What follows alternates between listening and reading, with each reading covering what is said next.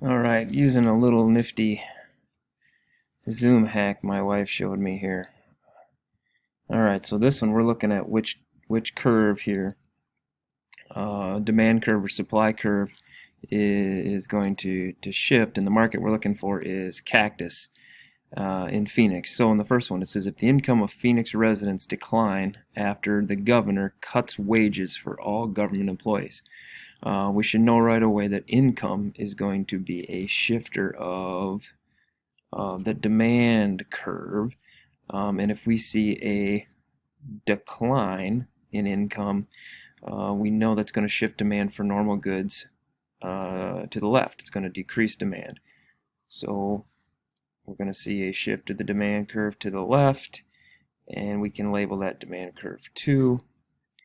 And then we can also see, there's our price and quantity when we were at our original equilibrium.